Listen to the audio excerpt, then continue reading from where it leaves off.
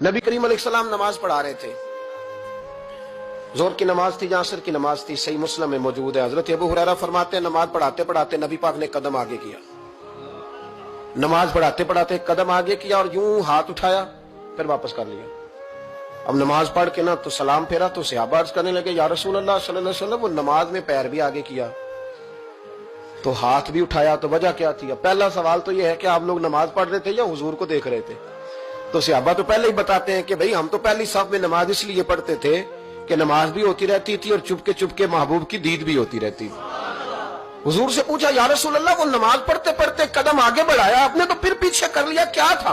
और हाथ उठाया तो फिर आपने नीचे कर लिया। तो नबी करीम फरमाने लगे नमाज पढ़ाते पढ़ाते जब मैंने कहा ना समी अल्लाहु लिमन हमीदा, अचानक मेरी नजर उठी तो जन्नत में चली गई। नजर उठी तो जन्नत में, तेरे लिए 2-4 कदम अर्श बरी है। तो महबूब फरमाते हैं जब मेरी ऊपर नजर गई ना तो मैंने देखा कि अंगूरों का एक खोशा लटक रहा है जन्नत में, तो मैंने हाथ बढ़ाया कि तोड़ लूं।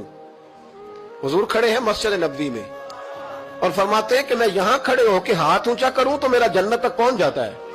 फरमाया मेरा इरादा हुआ कि वो खोशा जन्नत का तोड़ लूं और जरा मैंने पैर आगे बढ़ाया ही था तो मेरे दिल में ख्याल आया कि जन्नत राज है तो राज ही रहनी चाहिए, ये राज खोल गया तो मजा नहीं आएगा।